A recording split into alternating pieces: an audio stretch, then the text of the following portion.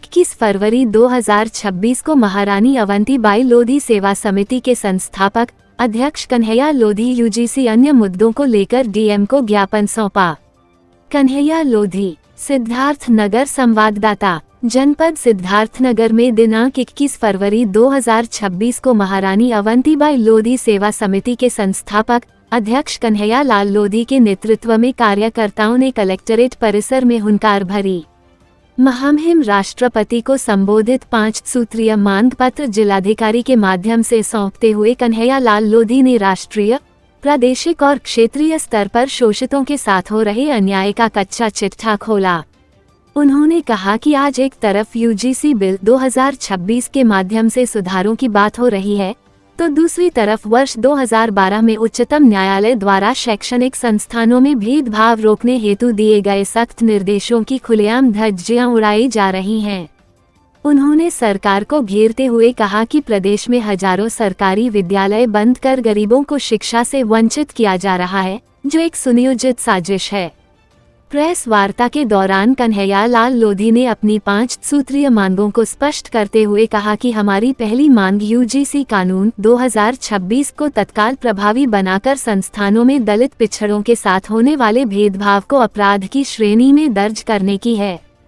दूसरी मांग, शिक्षा के बाजारीकरण और भ्रष्टाचार पर कठोर प्रहार कर बंद किए जा रहे सरकारी स्कूलों को पुनः संचालित करने की है।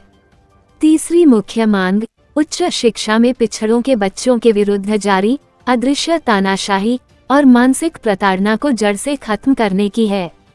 चौथी मांग के तहत जनपद सिद्धार्थनगर के ग्राम ताल भरौना एकमापुर निवासी चंद्रबली लोधी की निर्मम हत्या की विस्तृत से जांच कराकर असली साजिशकर्ताओं को जेल भेजने की मांग की गई है।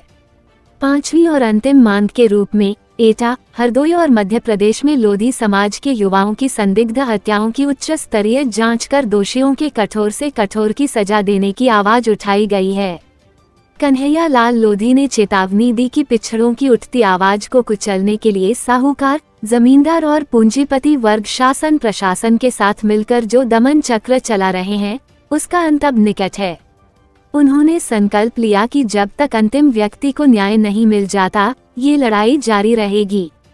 इस संघर्षपूर्ण प्रदर्शन में मुख्य रूप से ओम प्रकाश लोधी, रमेश निषाद, राजाराम लोधी, सुनील कुमार, रामनिहाल लोधी, सुरेंद्र लोधी, दीपचंद्र लोधी, महेंद्र लोधी, राममिलन लोधी, मिथिलेश लोधी, पृथ्वीराज सिंह लोधी, रामकिशोर यादव, शिवधनी यादव, शंभू प्रसाद, नासिर अली और सूरज सिंह लोधी सहित भारी संख्या में कार्यकर्ता मौजूद रहे।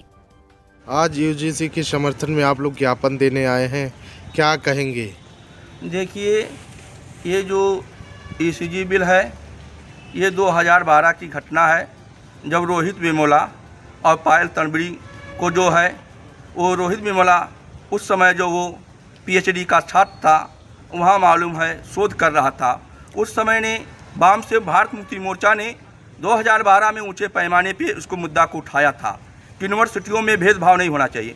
तो उस समय सुप्रीम कोर्ट 2012 में ये कहा था कि ऐसा और इसको ताकतवर बनाया जाए कानून कि यूनिवर्सिटियों में भेदभाव, जात पात, छुआछूत या किसी को मालूम समानता की बात हो।